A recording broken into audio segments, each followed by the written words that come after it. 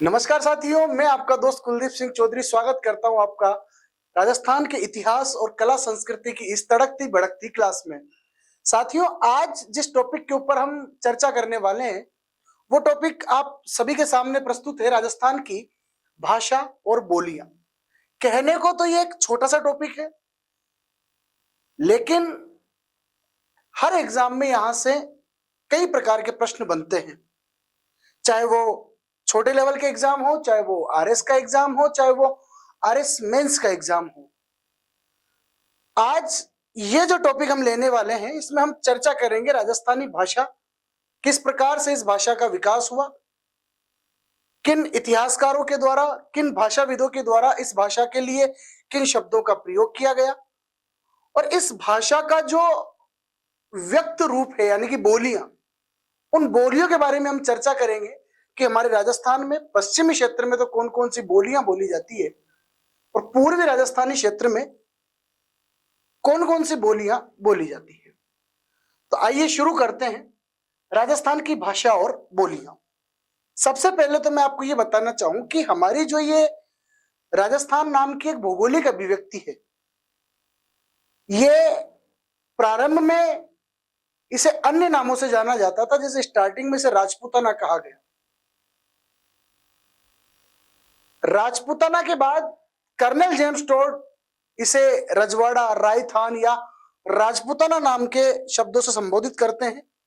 यानी कि एक तरीके से अगर देखा जाए तो इस भौगोलिक अभिव्यक्ति के लिए, जिसे आज हम राजस्थान कहते हैं, इसके लिए सबसे पहले राजस्थान जो शब्द है, ये राजस्थान शब्द काम में लेने वाले व्यक्ति थे कर्नल जेम्स टोड, जिन्हें हम राजस्थान के इतिहास का जनक, राजस्थान के इतिहास का पिता, फादर ऑफ राजस्थान हिस्ट्री भी कहते हैं। कर्नल जेम्स टोड राजस्थान के इतिहास को प्रकाश में लाने वाले पहले व्यक्ति थे। उनके बाद गौरीशंकर हीरानंद ओझा, मोहनोत नैणसी, गोपीनाथ शर्मा और कई आधुनिक इतिहासकारों ने भी काम किया। लेकिन राजस्थान के इतिहास पर शुरुआती काम करने वाले व्यक्ति थे कर्नल जेम्स टोड। अंग्रेज अधिकारी थे और पॉलिटिकल एजेंट के रूप में पश्चिमी राजपूताना स्टेट में ये कार्यरत हुए, और राजस्थान के इतिहास में गहरी रुचि होने के कारण राजस्थानी इतिहास पर इन्होंने बहुत महत्वपूर्ण योगदान अपना दिया। और इस भौगोलिक अभिव्यक्ति के लिए सबसे पहले राजस्थान शब्द इन्हीं ने काम में लिया था। यह तो बात थी राजस्थान की। अब आगे मैं बात करूं कि जो हमारा टॉपिक है राजस्थानी भाषा और बोलियां, तो जो शब्द है राजस्थानी, इस शब्द तक हम कैसे पहुंचे, इसके बारे में हम बात करेंगे।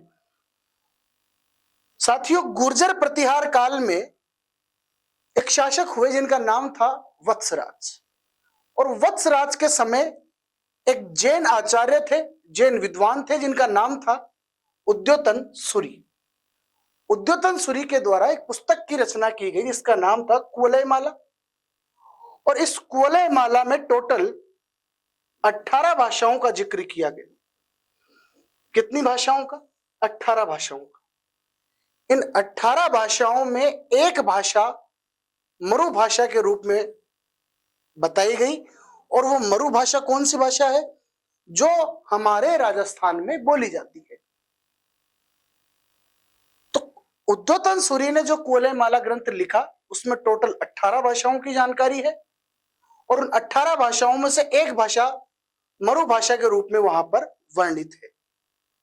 उसके बाद 17वीं शताब्दी में अबुल फजल ने आईन अकबरी की रचना की, और इस आईन ए अकबरी में जिस भाषा का वर्णन हुआ है वो मारवाड़ी के नाम से हुआ है। यानी कि हमारे राजस्थान में बोली जाने वाली भाषा के लिए मारवाड़ी शब्द प्रयोग में लिया अबुल फजल ने। बात हम कर रहे हैं कि राजस्थानी भाषा की हम बात कर रहे हैं, तो इस भाषा के लिए राजस्थानी शब्द पहली बार किसने प्रयोग में लिया? तो हमारा आंसर होगा कि जॉर्ज अब्राहम गियर्सन। बहुभाषाविद थे, एक अंग्रेज आईसीएस अधिकारी थे, सिविल सर्वेंट थे। जॉर्ज अब्राहम गियर्सन ने 1912 में इनकी एक पुस्तक प्रकाशित हुई लिंग्विस्टिक सर्वे ऑफ इंडिया। इस लिंग्विस्टिक सर्वे ऑफ इंडिया में पहली बार हमारे राजस्थान में जो भाषा बोली जाती है उसके लिए राजस्थानी शब्द प्रयोग में लिया गया। तो देखो दोबारा एक बार इनका रिवीजन करते हैं। सब कर्नल जेम्स टोड वो व्यक्ति थे जिन्होंने इस भौगोलिक अभिव्यक्ति राजस्थान के लिए सबसे पहले राजस्थान शब्द प्रयोग में लिया। उसके बाद उद्योतन सूरी के द्वारा जो कोलेमाला ग्रंथ लिखा गया उसमें 18 देशी भाषाओं की जानकारी है और उनमें से एक मरु भाषा की जानकारी हमारी राजस्थानी भाषा के संदर्भ में दी गई है। अबुल फजल ने 17वीं शताब्दी में आईन अकबरी की रचना की और वहां मारवाड़ी भाषा का उल्लेख उन्होंने किया, लेकिन हमारे यहाँ बोली जाने वाली भाषा के लिए पहली बार राजस्थानी शब्द जो काम में लिया गया वो लिया गया जॉर्ज अब्राहम गियर्सन के द्वारा, जो एक अंग्रेज अधिकारी थे और बहुभाषाविद थे, कई भाषाओं के जानकार थे और भाषाओं पर इन्होंने काफी वर्क भी किया है। तो लिंग्विस्टिक सर्वे ऑफ इंडिया नाम का इनकी एक पुस्तक प्रकाशित हुई 1912 में, उसमें राजस्थानी शब्द काम में लिया गया। आगे हम बढ़ते हैं कि साहब राजस्थानी भाषा जिसकी हम बात कर रहे हैं वास्तविकता में इसकी उत्पत्ति कैसे हुई और इसका विकास कैसे हुआ। इसकी उत्पत्ति और विकास की अगर मैं बात करूं तो राजस्थानी भाषा की उत्पत्ति और विकास के ऊपर सबसे ज्यादा और सबसे महत्वपूर्ण जो काम किसी व्यक्ति ने किया, राजस्थानी भाषा की उत्पत्ति और विकास का वर्णन सबसे ज्यादा अगर किसी व्यक्ति ने किया तो उनका नाम था डॉक्टर एलपी टेस्टिटोरी। एलपी टेस्टिटोरी या टेसिटोरी के नाम से भी इन्हें जाना जाता है। इटली के रहने वाले थे टेसिटोरी और इंडियन एंटिक्वेरी नाम से इनकी एक पुस्तक है जिसमें राजस्थानी भाषा की उत्पत्ति और चरणबद्ध चरण राजस्थानी भाषा के विकास के ऊपर इन्होंने उस पुस्तक के अंदर प्रकाश डाला है। तो राजस्थानी भाषा का जो उद्भव हुआ या राजस्थानी भाषा की जो उत्पत्ति हुई वो होती है अपभ्रंश भाषाओं से। अपभ्रंश भाषाओं से। अपभ्रंश भाषाएं कैसे? सबसे पहले जो भाषा प्रयोग में ली गई इस भारतीय भूमि पर वो थी वैदिक संस्कृत।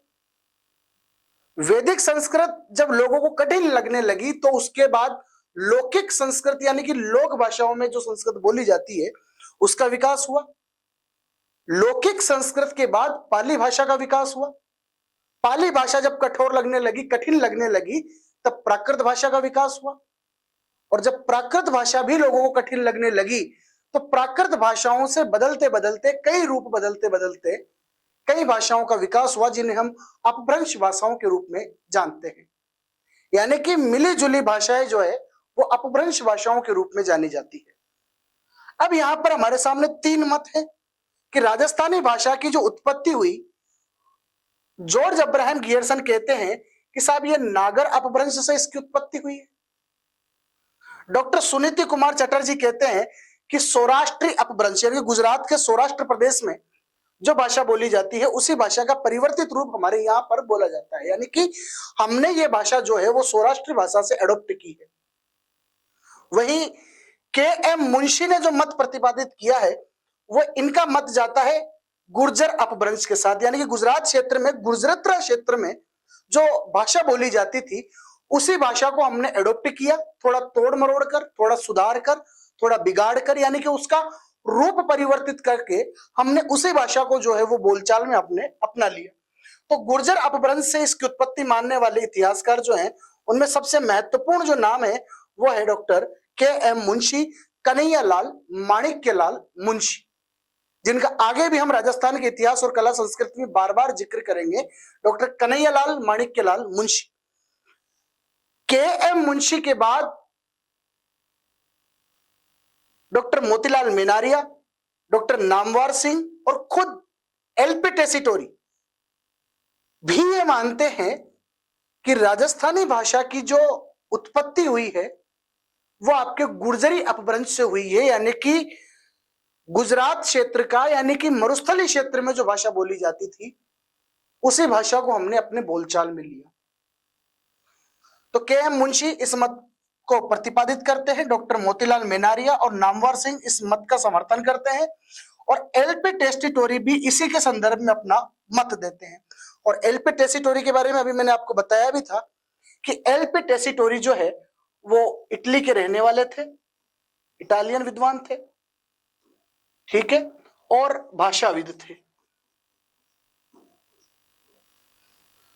और इनकी जो मृत्यु हुई वो बीकानेर में हुई। बीकानेर में इनकी मृत्यु हुई थी। इटली में इनका जन्म हुआ था, बीकानेर में इनकी मृत्यु हुई थी। और ये एक भाषाविद थे। भारतीय भाषाओं पर इनकी गहरी रुचि थी, जैसे कि संस्कृत, प्राकृत और पाली। इन भाषाओं के प्रति इनकी गहरी रुचि थी। तो संस्कृत, प्राकृत और पाली भाषाओं में गहरी रुचि होने के कारण इन्होंने इन भाषाओं का गहन अध्ययन किया और इंडियन एंटीक्वेरी नाम से एक पुस्तक की रचना की। इसी इंडियन एंटीक्वेरी में डॉक्टर एल.पी. टेसीटोरी ने राजस्थानी भाषा जो है इसकी उत्पत्ति के बारे में और इसके विकास के बारे में खुलकर बताया। यानी कि राजस्थानी भाषा की उत्पत्ति और विकास के संदर्भ में अगर सबसे ज्यादा प्रकाश अगर किसी पुस्तक में मिलता है या किसी व्यक्ति के द्वारा किया गया है तो वो पुस्तक है आपकी इंडियन एंटीक्वेरी और वो विद्वान है आपके एल.पी. टेसीटोरी। और एल.पी. टेसीटोरी ने राजस्थानी भाषा की उत्पत्ति किससे बताई? अभी अभी मैंने बताया था कि साहब जो आपका गुर्जरी अपभ्रंश है, इस गुर्जरी अपभ्रंश से इस राजस्थानी भाषा की रचना हुई है। आगे हम बात करें तो राजस्थानी भाषा का जो वर्गीकरण है इसे हम सामान्यतः दो भागों में देख सकते हैं कि राजस्थानी भाषा, पश्चिमी राजस्थान में जो भाषा बोली जाती है उसके बारे में थोड़ा सा देखते हैं और पूर्वी राजस्थान में जो भाषा बोली जाती है उसके बारे में भी हम देखते हैं। पश्चिमी राजस्थान में जो भाषा बोली जाती है, क्योंकि ये पूरी बाउंड्री यहाँ बांसवाड़ा से लेकर बाड़मेर तक की पूरी बाउंड्री गुजरात से टच होती है और इस क्षेत्र में जो ये राजस्थानी भाषा बोली जाती है, पश्चिमी राजस्थानी, बेसिकली इस पर गुजराती भाषा का प्रभाव है। यानी कि गुजराती भाषा से प्रभावित है हमारे पश्चिमी राजस्थान की बोली। उसी प्रकार पूर्वी राजस्थान का जो भरतपुर, धौलपुर, अलवर, ये वाला जो रीजन है ये पूरा ब्रिज क्षेत्र से अटैच है, इसीलिए यहाँ पर ब्रिज भाषा का प्रभाव अधिक देखने को मिलता है। यानी कि सिंपल शब्दों में अगर हम बात करें तो पश्चिमी राजस्थान की जो भाषा है वो गुजराती से प्रभावित है और पूर्वी राजस्थान की जो भाषा है वो ब्रिज भाषा से प्रभावित है। जो आपके मथुरा, आगरा, इस वाले क्षेत्र में ब्रज भाषा बोली जाती है और गुजरात से प्रभावित है पश्चिमी राजस्थान की भाषाएं। वहीं अगर इनका साहित्यिक रूप हम देखें तो पश्चिमी राजस्थानी भाषा में जो साहित्य लिखा गया, यानी कि पश्चिमी राजस्थानी भाषा का जो साहित्यिक रूप है, इसका जो पूरा लिटरेचर है, इसे हम डिंगल के नाम से जानते हैं। तो 2 नंबर में अगर प्रश्न आ जाए कि डिंगल क्या है, तो भाई डिंगल जो है वो पश्चिमी राजस्थान में बोले जाने वाली भाषा का साहित्यिक रूप है। यानी कि यह भाषा जब साहित्य में लिखी गई तो इसका लिखित रूप क्या कहलाया? डिंगल कहलाया। और डिंगल पर सबसे ज्यादा राजस्थानी व्यक्ति जिसने सबसे ज्यादा महत्वपूर्ण ग्रंथ लिखे, उनमें एक नाम सबसे ज्यादा आता है हमारे सामने, जिसका नाम है बीकानेर के पृथ्वीराज राठौड़। पृथ्वीराज राठौड़ वेली किशन रुक्मणी उनके द्वारा लिखी गई, जिसे 5वां वेद और 19वां पुराण दुर्साहड़ा के द्वारा बताया गया। वहीं एल.पी. टेसीटोरी ने इसे डिंगल का हेरोस कहा है। पृथ्वीराज राठौड़ को क्या कहा है? डिंगल का हेरोस। हेरोस एक यूनानी विद्वान थे और डिंगल जो कि पश्चिमी राजस्थान का साहित्यिक रूप है और पश्चिमी राजस्थान में यानी कि डिंगल में सबसे प्रसिद्ध रचनाएं पृथ्वीराज राठौड़ की रही, इसीलिए इन्हें डिंगल का हेरोस के नाम से भी जाना जाता है। वही बात करें पूर्वी राजस्थान में जो कि ब्रज भाषा से प्रभावित है, यहाँ जो इस पूर्वी भाषा का जो रूप लिखित रूप से देखा जाता है, यानी कि लिटरेचर में लिखा जाता है, वो है आपका पिंगल साहित्य। तो डिंगल और पिंगल इन दोनों में यही अंतर है कि पश्चिमी राजस्थान में जो भाषा बोली जाती है या जो पश्चिमी राजस्थानी भाषा का लिखित रूप, साहित्यिक रूप है, वो डिंगल कहलाता है। और उदाहरण के तौर पर पृथ्वीराज राठौड़ की रचना है। और पिंगल भाषा की अगर बात करें तो पूर्वी राजस्थानी भाषा का जो लिखित रूप है या जो साहित्यिक रूप है उसे पिंगल कहा जाता है। तो यह राजस्थानी भाषा का वर्गीकरण है।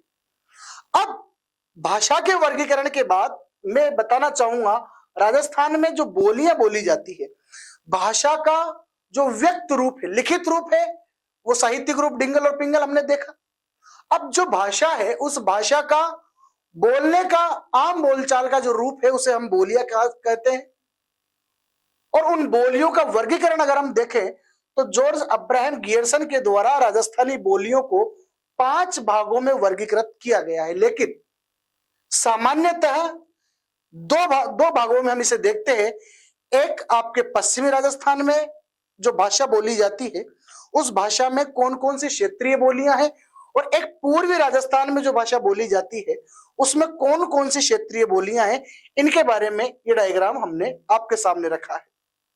पश्चिमी राजस्थान में जो बोलियां हैं उनमें मारवाड़ी बोली, मेवाड़ी बोली, शेखावाटी बोली और बागड़ी बोली। वहीं पूर्वी राजस्थान में जो बोलियां बोली जाती है उनमें ढूंढाड़ी बोली, हाड़ौती बोली, मेवाती बोली और अहिरवाटी बोली ये महत्वपूर्ण है। तो एक एक करके हम मारवाड़ी के बारे में, मेवाड़ी के बारे में, शेखावाटी के बारे में और बागड़ी के बारे में चर्चा करेंगे। देन उसके बाद ढूंढाड़ी, हाड़ौती, मेवाती और अहिरवाटी के बारे में हम चर्चा करने वाले हैं। सबसे पहले हम देखेंगे कि मारवाड़ी जो बोली राजस्थान में बोली जाती है उसमें क्या क्या फीचर्स है, क्या क्या महत्वपूर्ण चीजें हैं, कौन कौन सी उपबोलियां हैं। और उदाहरण के लिए अगर हमसे पूछा जाए तो हम उदाहरण में क्या लिख सकते हैं, आइए हम देखते हैं। तो मारवाड़ी बोली जो है ये राजस्थान में सर्वाधिक क्षेत्र पर बोली जाने वाली बोली है सा, क्योंकि मारवाड़ जो जोधपुर संभाग, मेनली जोधपुर संभाग, उस जोधपुर संभाग का क्षेत्रफल अगर हम देखें तो क्षेत्रफल की दृष्टि से सबसे बड़ा संभाग आपका जोधपुर संभाग है, क्योंकि जनसंख्या कम है लेकिन क्षेत्रफल वहां पर ज्यादा है। और जिस जगह पर बोली जाती है, जिन जिलों में बोली जाती है, उन जिलों का क्षेत्रफल राजस्थान में बड़े आकार में हम देख सकते हैं। तो सर्वाधिक क्षेत्र पर जो बोली काम में ली जाती है वो है आपके मारवाड़ी। जब सबसे ज्यादा काम में यही बोली ली गई तो एक तरीके से अगर देखा जाए तो ये मारवाड़ी बोली जो है यही राजस्थान को रिप्रेजेंट करने वाली बोली भी है। यानी कि कुछ विद्वान तो इस मारवाड़ी बोली को, क्योंकि सबसे ज्यादा यही बोली काम में ली जाती है, इसलिए इस मारवाड़ी बोली को राजस्थानी भाषा का पर्याय के रूप में हम देखते हैं। अगर सबसे ज्यादा क्षेत्र पर यह बोली बोली जाती है, सर्वाधिक लोगों के द्वारा इस बोली का प्रयोग किया जाता है, तो सबसे ज्यादा साहित्यिक सृजन भी, यानी कि सबसे ज्यादा साहित्यिक रचनाएं भी किस बोली में की गई, वो साथ फिर मारवाड़ी बोली में की गई। इसका विस्तार अगर हम देखें तो पूर्णतः जो मारवाड़ी, शुद्ध विशुद्ध मारवाड़ी है वो तो आपके जोधपुर में बोली जाती है, लेकिन जोधपुर के आसपास फिर बीकानेर, नागौर, बाड़मेर, जैसलमेर, पाली, अगर मैं कहूं आपसे कि पूरा का पूरा जोधपुर संभाग, तो इसमें वो कवर हो जाता है। लेकिन इस जोधपुर संभाग में भी ये मारवाड़ी बोली प्रॉपर रूप में जो है वो जोधपुर में बोली जाती है। जैसे हम बीकानेर में बात करें तो जोधपुर से बीकानेर का जो क्षेत्र टच है उसमें तो मारवाड़ी बोली जाती है, लेकिन बीकानेर का जो उत्तरी बीकानेर वाला एरिया है, वहां पर गंगानगर, हनुमानगढ़ से जो टच वाला एरिया है, वहां पर थोड़ा पंजाबी का टच आ जाता है। इधर अगर हम पाली की बात करें तो उत्तरी पाली में तो ये मारवाड़ी बोली बोली जाती है, लेकिन दक्षिणी और दक्षिणी पश्चिमी जो पाली है इस वाले क्षेत्र के अंदर फिर सीधा वापस गुजराती भाषा का प्रभाव आ जाता है। तो जोधपुर में प्रॉपर रूप से ये बोली बोली जाती है। इसकी उपबोलियों की अगर बात करें तो लूणी नदी का जो प्रवाह क्षेत्र है, जैसे कि जालोर हुआ, पाली हुआ, यहाँ पर गोडवाड़ी और थड़ी जो बोलियां हैं वो उपबोलियों के रूप में, इसके रूप में जानी जाती है। उदाहरण की अगर हम बात करें तो अभी वो आगे मैंने बताया था आपको, पृथ्वीराज राठौड़, बीकानेर के जो राय सिंह थे उनके भाई थे। डिंगल का हेरोस इसे कहा जाता है। अकबर के द्वारा इन्हें गागरोन की जागीर दी गई थी। डिंगल का हेरोस जो इन्हें कहा गया, इनके द्वारा वेली किशन रुकमणिरी की जो रचना की गई, इसे दुर्सा आड़ा के द्वारा इसे 5वां वेद और 19वां पुराण कहा गया। 5वां वेद और 19वां पुराण इसे कहा गया। ठीक है, इसके बाद रजियारे सोर्ट है, मूमल, और साथ ही साथ अगर मैं बात करूं तो ढोला मारू, ढोला मरवण, ये जो कृतियां हैं ये सारी की सारी मारवाड़ी बोली पर आधारित है। आगे अगर मारवाड़ी के बाद अगर मैं बात करूं तो फिर आ जाती है आपकी मेवाड़ी, क्योंकि मारवाड़ के बाद क्षेत्रफल की दृष्टि से सबसे बड़ा जो भूभाग है वो है आपका मेवाड़। और मेवाड़ की बेसिकली हम बात करें तो उदयपुर संभाग, यानी कि उदयपुर हुआ, चित्तौड़ हुआ, राजसमंद हुआ, भीलवाड़ा हुआ। अब तो उदयपुर से अलग होकर सलूम्बर बन गया, तो सलूम्बर में भी यही बोली बोली जाती है। इधर भीलवाड़ा से अलग होकर शाहपुरा बन गया, तो शाहपुरा में भी यही बोली काम में ली जाएगी। तो मेवाड़ रीजन में जो बोली काम में ली जाती है वो मेवाड़ी बोली के नाम से जानी जाती है। मारवाड़ी बोली के बाद यानी कि मारवाड़ी के पश्चात द्वितीय स्थान ये बोली राजस्थान में रखती है। और द्वितीय स्थान किस बात में?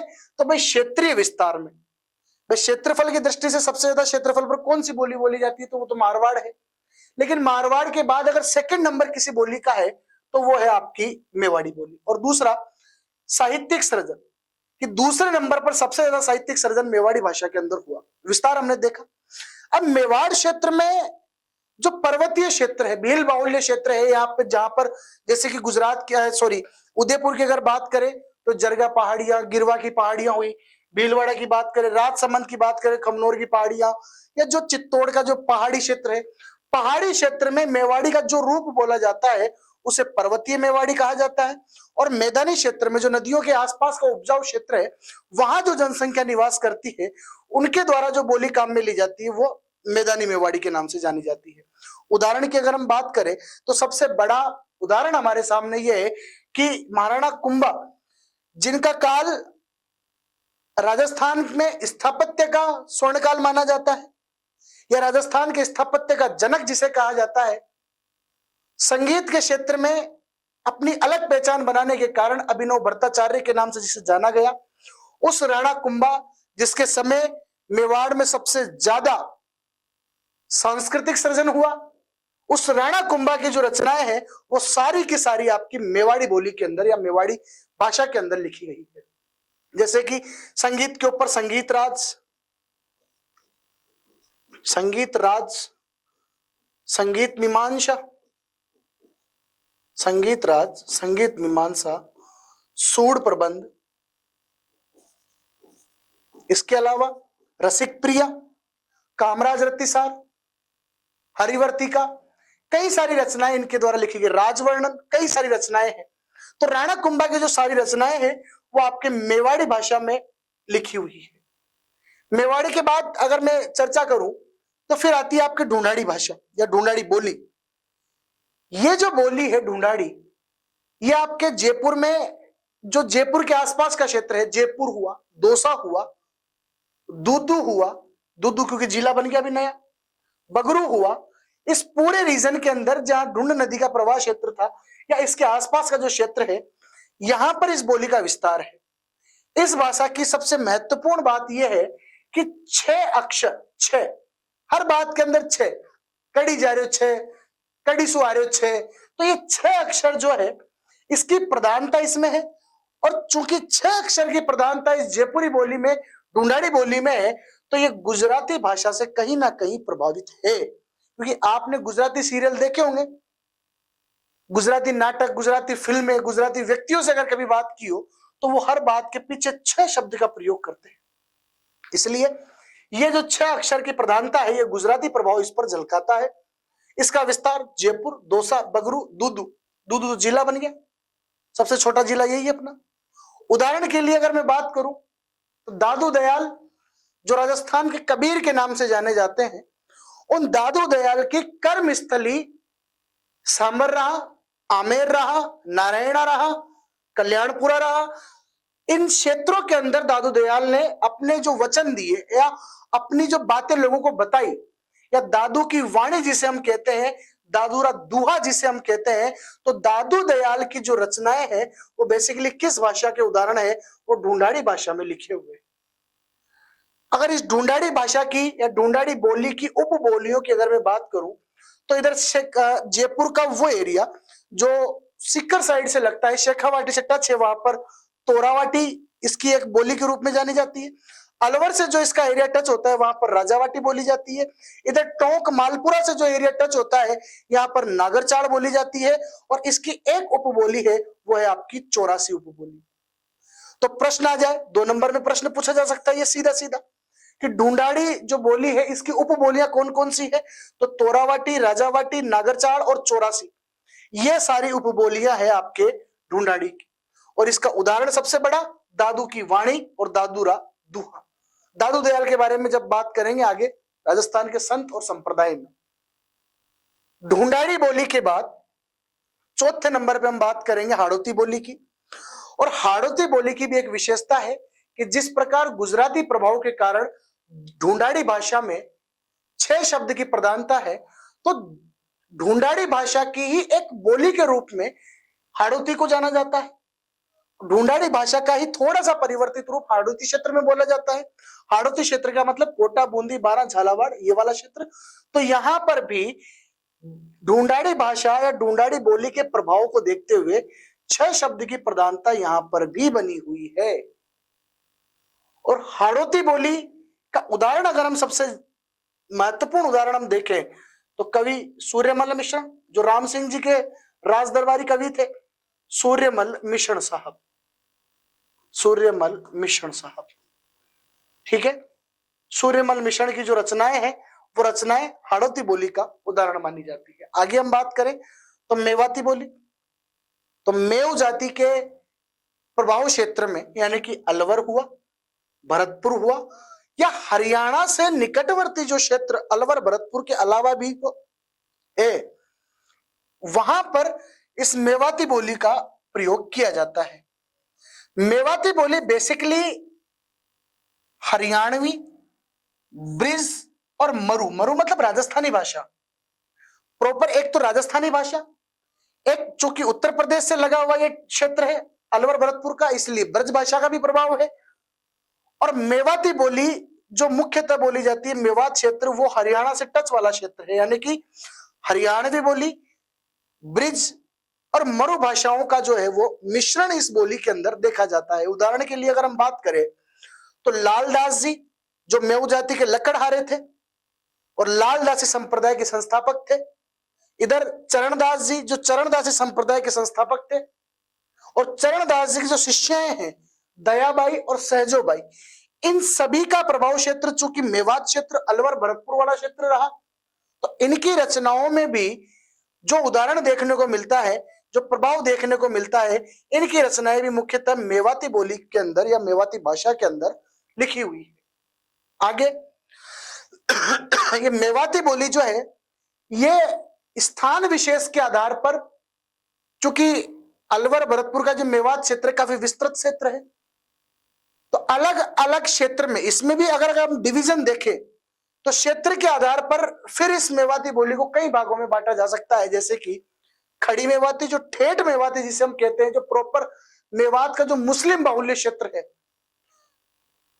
यहां बोली जाती है। जैसे भरतपुर में एक पहाड़ी एक ब्लॉक है, पहाड़ी बंसीपुरा वाला जो ब्लॉक है, वहां पर बिल्कुल ठेठ खड़ी मेवाती बोली जाती है। एक राठी मेवाती, मेव मेवाती और कठोर मेवाती, ये सारी ये जो मेवाती भाषाओं का जो रूप है, ये मेवाती भाषा का ही उपबोलियां मानी जाती है। आगे हम बात करें मेवाती के बाद बागड़ी। आप सभी को पता है कि साहब राजस्थान में ये जो डूंगरपुर बांसवाड़ा वाला जो क्षेत्र है, इस क्षेत्र को बागड़ क्षेत्र के नाम से जाना जाता है, जहां पर ये माही नदी का प्रवाह है। तो डूंगरपुर बांसवाड़ा का जो क्षेत्र है, यहाँ बागड़ी बोली का विस्तार है, यहाँ पर बागड़ी बोली बोली जाती है। दूसरा गुजराती से ये प्रभावित है, क्योंकि इसके एक तरफ तो गुजराती है और एक तरफ मेवाड़ी बोली बोली जाती है, इसलिए ये जो बागड़ी बोली है ये बेसिकली अगर देखा जाए तो गुजराती और मेवाड़ी का ही संक्रमित रूप माना जा सकता है। जॉर्ज अब्राहम गियर्सन, मैंने बताया था लिंग्विस्टिक सर्वे ऑफ इंडिया 1920 के अंदर इनकी जो बुक पब्लिश हुई थी लिंग्विस्टिक सर्वे ऑफ इंडिया, उसमें इस बागड़ी बोली के लिए, क्योंकि मैंने बताया कि डूंगरपुर और बांसवाड़ा वाला जो क्षेत्र है यहाँ पर सबसे ज्यादा कौन सी जनजाति रहती है, तो साहब यहाँ पर भील जनजाति का बाहुल्य है, और भील जनजाति के द्वारा ही सबसे ज्यादा इसका प्रयोग किया जाता है। इसीलिए जॉर्ज अब्राहम गियर्सन ने ये जो आपकी डूंगरपुर बांसवाड़ा में बोली जाने वाली बोली है, इसके लिए भीली बोली नाम से एक शब्द काम में लिया कि ये वाली जो बोली है इसे किस नाम से जाना गया, इसे जाना गया भीली बोली के नाम से। उदाहरण की अगर बात करूं तो संत माऊजी जो थे, आप सभी को पता है कि संत माऊजी के द्वारा जो संप्रदाय चलाया गया था वो निष्कलंक संप्रदाय था, और संत माऊजी की जो वाणी संग्रहित है उन्हें हम कहते हैं चोपड़े। तो इनमें जिस भाषा का प्रयोग हुआ वो है आपकी वागड़ी भाषा। ठीक है साथियों, आगे हम बात करें वागड़ी के बाद मालवी भाषा। राजस्थान में जो ये प्रतापगढ़ वाला जो क्षेत्र है, और प्रतापगढ़ में भी मेवाड़ की तरफ वाला प्रतापगढ़ नहीं, जो मध्य प्रदेश से टच है, झाबुआ, रतलाम, इस वाले क्षेत्र में चूंकि मालवी बोली बोली जाती है। और ये वाला जो क्षेत्र है मध्य प्रदेश का, ये क्षेत्र जो मेवाड़ से टच में है, हमेशा मेवाड़ के कंट्रोल में रहा है। जैसे कि आप सभी को पता है कि 1711 में मंदसौर पर पहली बार मराठों ने अटैक किया था। संग्राम सिंह सेकंड उस समय मेवाड़ का राजा था। तो मंदसौर उस समय मेवाड़ रीजन के अंतर्गत हुआ करता था। इवन 1857 के अंदर हम देखते हैं कि नीमच छावनी की अगर बात करें तो नीमच छावनी का जो पूरा कंट्रोल था, इस नीमच वाला जो ये एरिया था, यहां पर मेवाड़ के शासकों का शासन हुआ करता था, या इनके प्रभाव क्षेत्र में ये आता था। तो यहां हमेशा से ही मिली जुली संस्कृति रही है, क्योंकि मेवाड़ का जो प्रभाव क्षेत्र था, ये झाबुआ, रतलाम, मंदसौर, ये जो मालवा के जो क्षेत्र है, मालवा रीजन के जो क्षेत्र है, ये कभी हमसे अलग रहे ही नहीं। हमें लगा नहीं कि ये हमसे अलग क्षेत्र है, हम क्योंकि हमेशा इन पर हमारा अधिकार रहा है। तो वहां के लोग और यहाँ के लोगों में जो भाषा बोली जाती है, जिस भाषा में अपनी भावनाओं का आदान प्रदान किया जाता है, हमने कभी उसे राजस्थानी से अलग किया ही नहीं। इसलिए मालवा क्षेत्र में जो, स्पेशली हमारे प्रतापगढ़ क्षेत्र में जो भाषा बोली जाती है, इसे मालवी के नाम से जाना जाता है। और मालवी की जो उपबोलियां हैं, ये राजस्थान के लगभग सभी एग्जाम के अंदर पूछी हुई है एक बार कि साहब रागड़ी और निमाड़ी किसकी उपबोलियां हैं। तो रागड़ी और निमाड़ी जो है, ये उपबोलियां हैं साहब मालवी की। मालवी भाषा जो प्रतापगढ़ क्षेत्र में, एमपी से सटे हुए प्रतापगढ़ में जो बोली जाती है, ये रागड़ी और निमाड़ी, ये उपबोलियां हैं मालवी की। आगे हम बात करें तो शेखावाटी क्षेत्र में, तो आप सभी को पता है कि राव शेखा द्वारा स्थापित जो क्षेत्र था वो शेखावाटी क्षेत्र है। सीकर, झुंझुनू, चूरू और इनके प्रभाव वाला हनुमानगढ़, सूरतगढ़, गंगानगर, यहां तक इस शेखावाटी भाषा का प्रभाव देखने को मिलता है। तो साथियों, ये राजस्थानी भाषा के बारे में हमने चर्चा की। तो अब आप सीधा सीधा सा ये देख सकते हैं, अगर मानते हैं कि ये आपका राजस्थान है,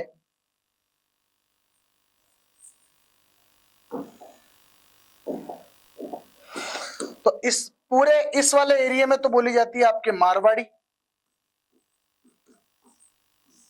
यहां बोली जाती है आपकी मेवाड़ी, ये कोटा, बूंदी, बारा, झालावाड़ वाला, हाड़ौती वाला रीजन हो गया। प्रतापगढ़ वाला, ये वाला जो क्षेत्र एमपी से टच में है, यहां पर बोली जाती है आपके मालवी। ये डूंगरपुर, बांसवाड़ा वाला जो पूरा ये रीजन है, यहां पर बोली जाती है वागड़ी। शेखावाटी वाला जो ये क्षेत्र है, यहां पर बोली जाएगी शेखावाटी। इधर जयपुर के टच वाला जो क्षेत्र है, यहां पर बोली जाएगी आपकी ढूंढाड़ी। और अलवर भरतपुर वाला ये जो क्षेत्र है, यहां पर बोली जाएगी आपकी मेवाती। और अलवर में बोली जाएगी आपकी अहीरवाटी। ये कोटपुतली वाला जो एरिया है, बहरोड वाला, यहाँ पर ये अहीरवाटी बोली बोली जाती है। ठीक है साथियों, तो ये राजस्थान की भाषा है, ये राजस्थान की बोलियां हैं। अब राजस्थान की बोलियों में जो कृतियां हैं, साहित्यिक कृतियां, राजस्थान का साहित्य, उसके बारे में हम आगे चर्चा करेंगे। बहरहाल राजस्थान की भाषा और बोलियों के बारे में ये सबसे ऑथेंटिक जानकारी मैंने आपके सामने रखी है, और आशा करता हूं कि ये चीज आपके बिल्कुल हूबहू, बिल्कुल विस्तार से समझ में आई होगी। तब तक के लिए, जब तक हम आगे मिले, तब तक के लिए राम राम, जय सिया राम, वंदे मातरम।